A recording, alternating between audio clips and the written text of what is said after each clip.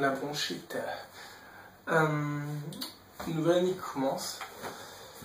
Dans un nouvel appart à 13 mètres carrés à Talence, ça ne vaut plus la fac quand hier, je suis plus près de la fac, comme ça je pourrais glander encore plus.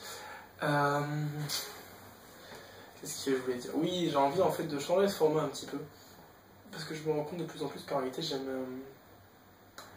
autant la partie technique et ingénierie dans la musique, que la partie pratique et création. Du coup, je commence aujourd'hui une petite série de vidéos sur de la vulgarisation technique de la musique. Du coup, on va commencer avec les amplis à lampe. Voilà. Et les amplis à transistors et tous les amplis.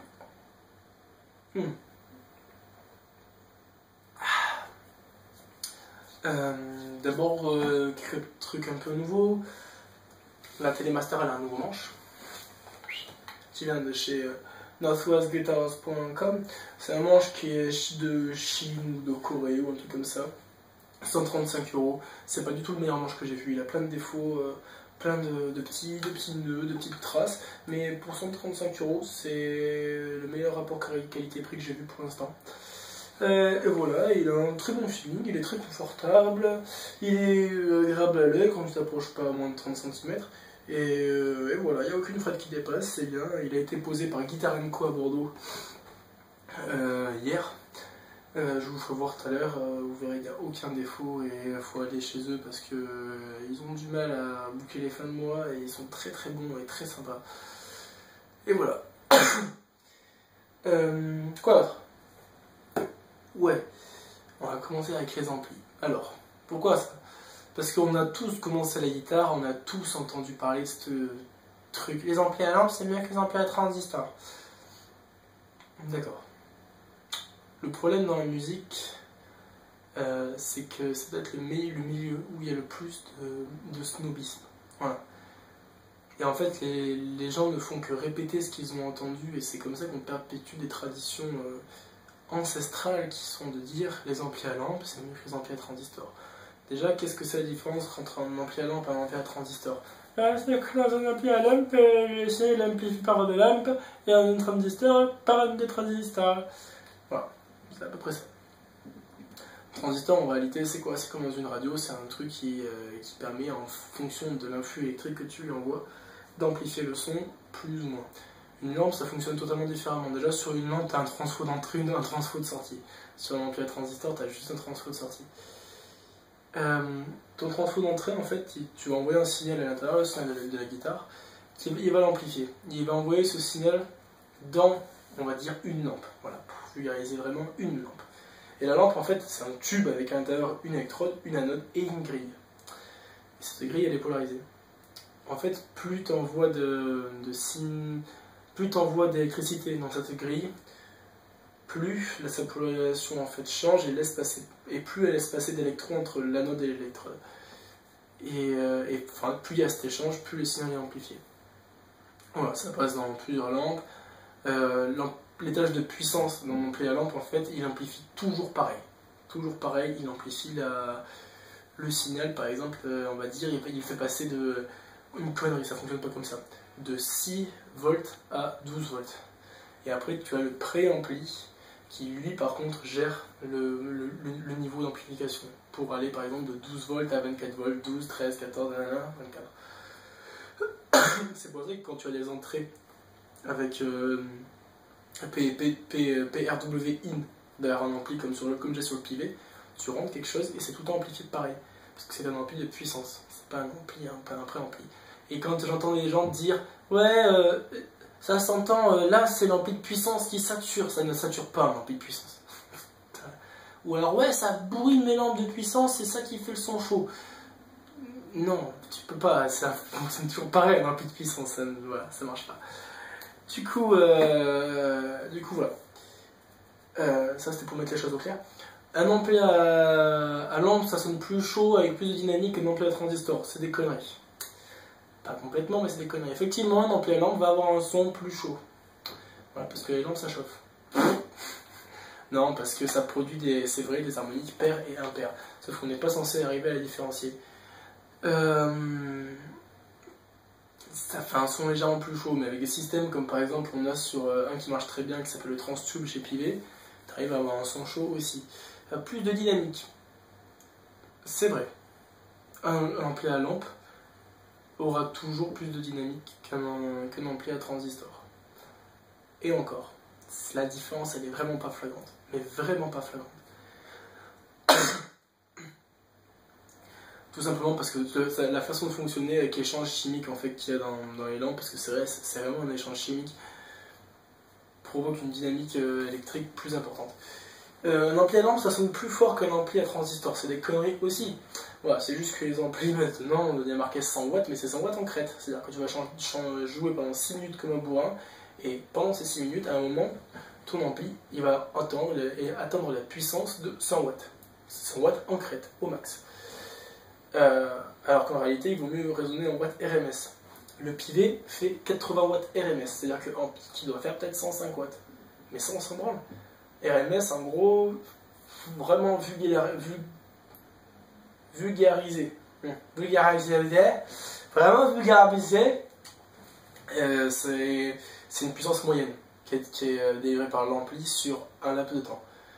Tu joues un quart d'heure, mais ta puissance moyenne à burn, ça va être 80 watts RMS. Et les watts, ça ne veut rien dire par contre. C'est ça qui est très marrant.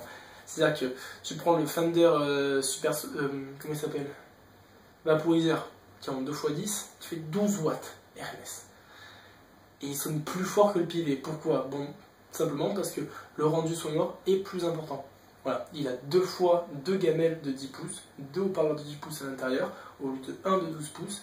Le rendu sonore de deux haut-parleurs de 10 pouces qui sortent tous les deux 98.3 décibels est plus important que un haut-parleur de 12 pouces qui sort 98.8 décibels. Voilà. En sachant que la différence entre 1 décibel et 2 décibels est minime, par contre la différence entre 98 décibels et 99 décibels est énorme parce que c'est une courbe exponentielle, les décibels. Voilà, donc c'est le rendu sonore qui est important. Il faut regarder le nombre de décibels qu'elle peut permettre de produire l'ampli.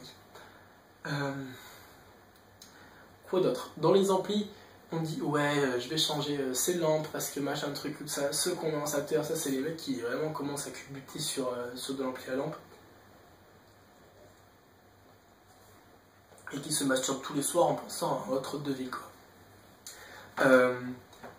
Ce que tu entends en fait c'est seulement la vibration de l'air produite par le haut-parleur. Du coup, il faudrait peut-être commencer à changer le haut-parleur. Voilà. Pour upgrader un ampli, un truc très simple, donc c'est changer le haut-parleur. J'ai un petit Mustang, je l'ai foutu en open back pour qu'elle arrête de saturer à l'intérieur. Et j'ai changé le haut-parleur, mais il sonne franchement bien. Franchement bien, pourtant c'est un 8 pouces. Sur un ampli, commencez à réfléchir au haut-parleur. Parce que c'est là qu'ils gagnent de l'argent. C'est-à-dire que quand vous regardez les prix des haut-parleurs, allez faire un tour juste sur Thomann, sur internet, et vous allez voir le prix de haut-parleurs. Voilà.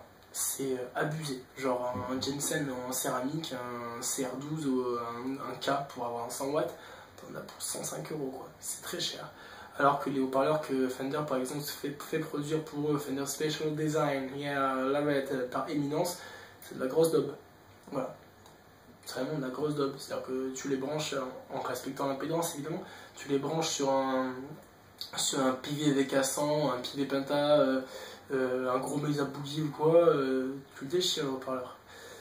Voilà. Donc en mettant un bon haut-parleur, un ampli même très moyen peut très bien sonner. Quoi d'autre? Sur un ampli. Je crois qu'on a fait un peu le tour là. Ouais, vite fait quand même, mais on a quand même fait bien le tour. Pourquoi est-ce que les amplis à transistor sonnent moins bien que les amplis à lampe? C'est vrai. C'est vrai, tu vas brancher, franchement, tu branches un Deluxe Reverb à ta gratte et à côté tu lui branches un Frontman 212 ou je sais pas comment il s'appelle, le Champion 100 même.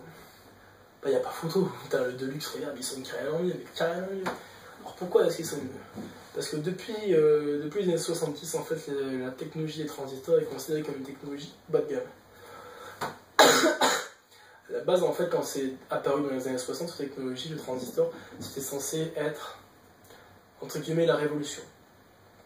Ça n'a pas été le cas parce que personne, parce qu'il y avait déjà des snobs à l'époque en fait qui voulaient pas lâcher les amplis à lampe alors que la technologie d'amplification par tube est des années 1900 quoi, faut grandir à un moment sa tête quoi.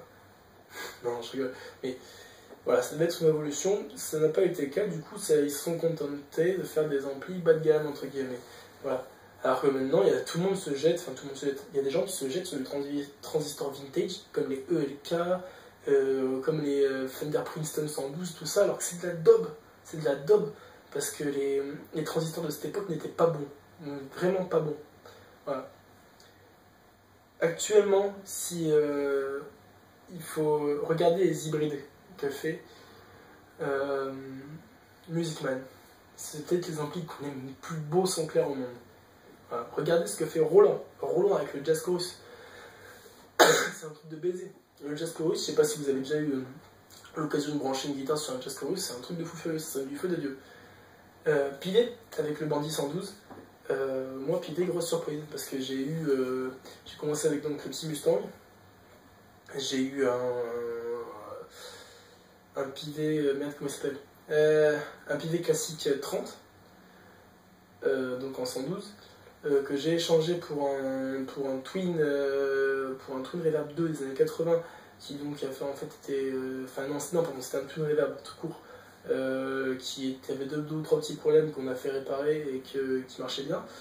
Et au final, bon, il a grillé. Du coup, j'ai été obligé de prendre un autre ampli pour faire de la scène qui avait quand même assez de puissance. Je suis tombé sur le Bandit 112 qui était dans une d'épouvante à Guitar Shop Talents. Et là, je me suis dit, merde, ça sonne bien, pourtant c'est un transistor analogique.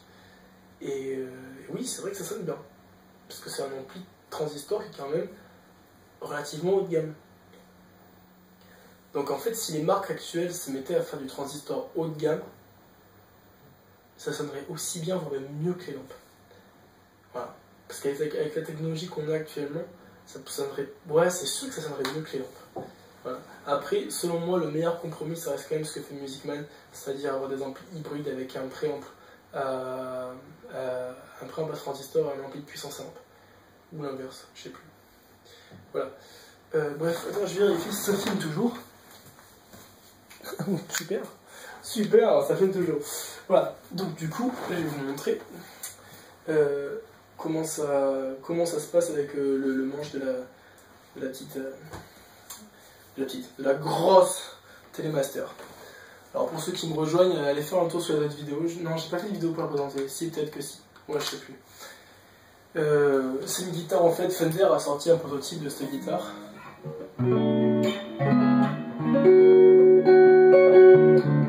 Voilà. A sorti un prototype de cette guitare en 1962, il y en avait une cinquantaine d'exemplaires. C'est une Jazzmaster, le corps, bien épais, bien lourd, qui a niqué avec une Telecaster, ce qui a fait une Telemaster. Ouais, donc c'est une Telecaster avec une forme de Jazzmaster. C'est vraiment vachement confortable en fait. T'as tout le confort que tu n'as pas sur la Telecaster. Et en plus, ça a une jolie forme. Moi, elle me fait penser à une femme toujours, parce qu'elle est bien galbée et tout ça. Et voilà, donc là c'est le pilier Bandit 112, vous voyez pas, il est juste là en fait, il est un peu couché en plus. Et donc.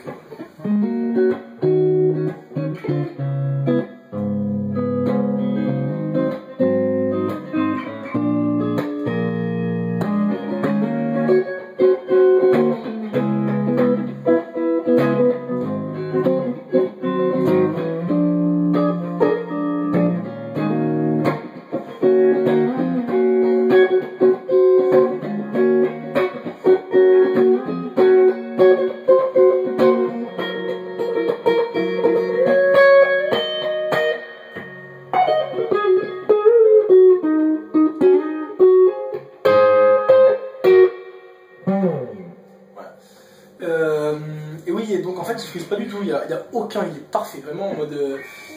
Comment dire, ils sont très bons chez Guitar & Co. Allez vraiment faire un tour chez eux, en plus ils ont fait des strats, je vous promets, mais allez y faire un tour.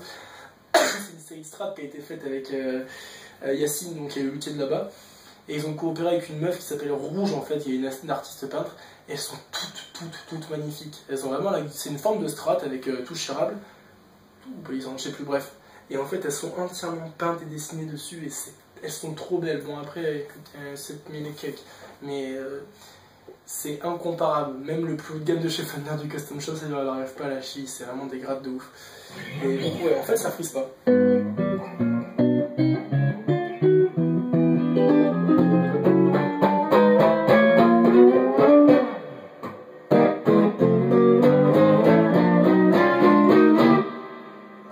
Aucun frisottis, aucun gonflement. Et voilà. Donc là, par exemple, on a un ampli qui a un transistor avec un bon son bien chaud, bien...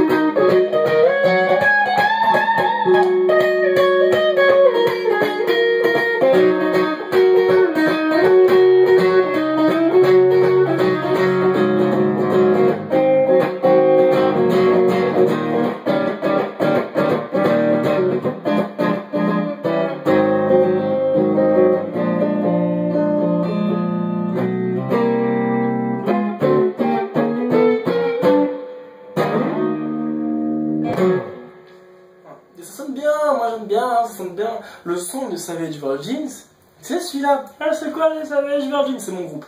Allez faire un tour, on a une page Facebook, on a une chaîne YouTube. On fait de la funk, soul, blues. C'est difficile à définir, mais c'est cool. C'est très très cool. Donc il faut aller faire un tour sur notre page qui s'appelle donc The Savage Virgins, les puceaux sauvages, évidemment, parce qu'on se préserve tous pour la bonne personne.